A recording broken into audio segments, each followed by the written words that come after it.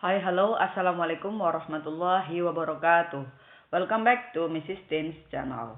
Kali ini Mrs. akan menerangkan tentang materi baru yaitu recount text. Perhatikan ya, sebelum Mrs. menjelaskan lebih lanjut tentang recount text, ada baiknya kalian melihat gambar-gambar yang akan Mrs. sajikan. Yang pertama, kalau kalian melihat tempat ini, kalian pasti bisa menebak ini di mana. Pertanyaannya adalah, have you ever gone here? Pernahkah kalian pergi ke sini? Gambar yang kedua adalah, have you ever experienced it? Pernahkah kalian mengalaminya? Atau gambar yang ketiga, how about this? Bagaimana dengan jatuh seperti ini? Pernah mengalaminya juga? Nah, kalau pengalaman menyenangkan seperti ini, apakah kalian pernah mengalaminya juga? Nah, dari gambar-gambar yang disajikan tadi, kalian pasti tahu pengalaman atau hal-hal yang pernah kalian lakukan di waktu lampau. Itu adalah recount text. Ya, itu adalah recount text. Sedangkan recount text itu adalah definisinya sebuah teks yang menceritakan kembali peristiwa atau aktivitas yang terjadi di masa lampau yang pernah dialami sebelumnya, baik itu menyenangkan ataupun hal yang menyedihkan. Nah, ada beberapa grammatical features yang digunakan dalam text recount. Yang pertama, use past tense to retell the events. Berarti menggunakan simple past tense, ya.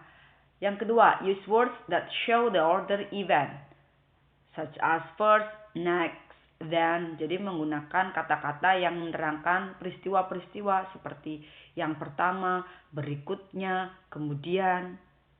Yang ketiga, use descriptive words to give details about who, what, when, where, and how. Jadi yang ketiga itu menggunakan kata-kata yang menggambarkan detail tentang siapa, apa, kapan, di mana, dan bagaimana. Recount text mempunyai 3 elemen, has 3 elements. Yang pertama, the orientation atau yang lebih kita kenal dengan pendahuluan.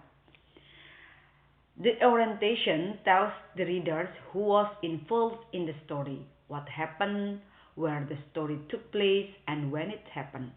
Jadi pada orientasi ini menceritakan tentang siapa yang terlibat di dalam cerita, apa yang terjadi, di mana kejadiannya, dan kapan itu terjadi. Yang kedua, the events atau peristiwa-peristiwa.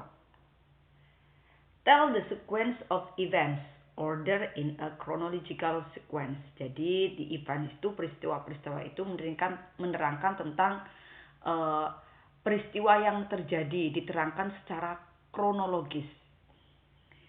Yang terakhir adalah the reorientation atau yang lebih kita kenal dengan penutup, berisi tentang kesimpulan dari peristiwa yang dialami.